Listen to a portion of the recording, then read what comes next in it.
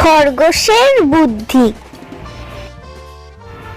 একবার একটি জঙ্গলে একটি কাঠুরে গাছ কাটছিল। একটি খরগোশ তা দেখে বলতে লাগলো, এই তো দেখি একটি কাঠুরে আমাদের বনের গাছ কাটছে। আমার এক্ষুনি সিংহ রাজার কাছে যেতে হবে।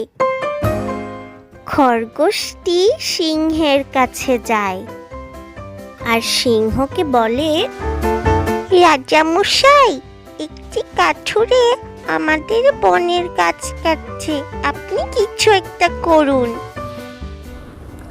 একটি গাছ কাটলে কিছুই হবে না। খরগোশটি পরের দিন কাঠুরিকে গাছ কাটতে আবার দেখলো। রাজামশাইকে জানাতে হবে এই কাঠুরে আবার আমাদের বনে গাছ কাটতে চলে এসেছে। খরগোশটি আবার সিংহের কাছে যায় আর বলে, রাজামশাই, ওই কাঠুরেটি আবার আমাদের বনে গাছ কাটতে এসেছে, আপনি কিছু একটা করুন। একটি কাঠুরে আর কয়টি গাছ কাটতে পারে? এভাবে তো প্রত্যেকদিন কাঠুরিটি গাছ কাটছে, আমারই কিছু একটা করতে হবে, না হলে কাঠুরিটি সব গাছ কেটে ফেলবে। খরগোশ সিংহকে বলল,